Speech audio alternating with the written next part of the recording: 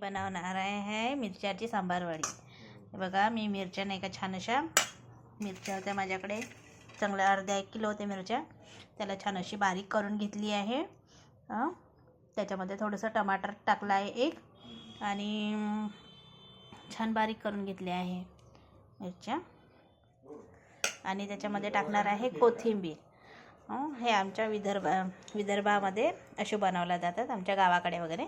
आणि त्याच्यामध्ये टाकणार आहे पोहे, आणि परत तीळ थोडी जास्त पाहिजे, पण माझ्याकडे आता तीळ थोडीशीच आहे। आणि याच्यामध्ये जाड पोहे किंवा पातळ पोहे टाकायचे, आणि पपई असली तर पपई टाकायचे। हे आपण सगळं साहित्य याच्यामध्ये मिक्स करून घेऊया। आता मी टाकणार आहे याच्यामध्ये कोथिंबीर, आणि परत पोहे, आणि परत पूर्ण होती ते तीळ पण टाकले आहे बघा। आणि यामध्ये टाकणार आहे आता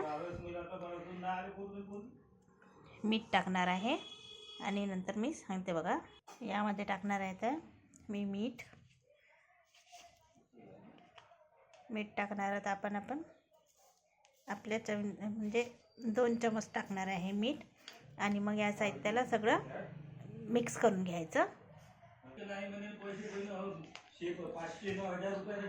आता याला सगळं मिश्रण आपण असं बारीक करून घेतलं आहे।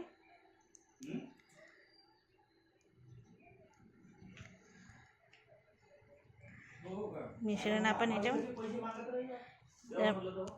हे आपण सगळं आता मिश्रण याच्यामध्ये पोहे आणि पपई पण असली ना, कच्ची पपई पण टाकायची याच्यामध्ये, म्हणजे वडा छान बनते। आणि आमच्याकडे हे म्हणजे तिखट आहे, ही आपल्याला फोडणीच्या वरणासोबत किंवा आपल्याला मस्त तळून वाळल्यानंतर याला मस्त तळून घ्यायची छान, आणि मग खायचं, खूप सुंदर लागते ही वडी। ती वेगळी आहे आपली ती सांबार वडी, आणि ही सांबार वडी नुसती मिरच्याची, याच्यामध्ये कोथिंबीर वगैरे आहे, तीळ आहे, पोहे आहे, पातळ पोहे आहे, थोडंसं टमाटर वगैरे टाकलं आहे मी। आणि पपई पण असली ना, पपई पण मस्त किसून घ्यायची आणि ते पण टाकायचं छान, म्हणजे याचा, आणि याला थोड्या वेळ मुरू द्यायचं, म्हणजे जेणेकरून याचा चांगला वडा आला पाहिजे। असं 5-10 मिनटं आपले छान, कमसे कम 5-10 मिनटं नाही, 15-20 मिनटं याला थोडंसं मुरू दिलं म्हणजे नाही का, मग याचा वडा चांगला येते आपल्याला। मग वडा, कारण माझ्या हाताने आग होते, म्हणून मी आता थोडंसं वडा बनवून दाखवते तुम्हाला।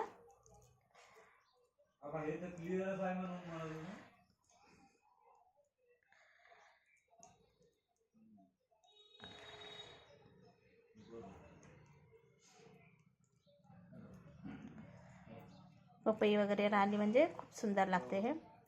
आणि मग याचे आपण असे छोटे छोटे असे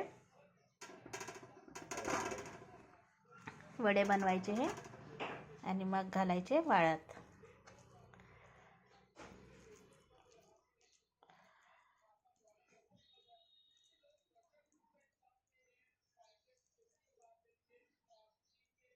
बघा असं वडा बनवायचं,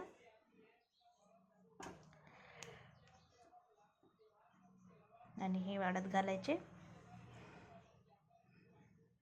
असे बनवून असे ठेवायचे, आणि हे वाळू घालायचे। मग वाळल्यानंतर छान तळून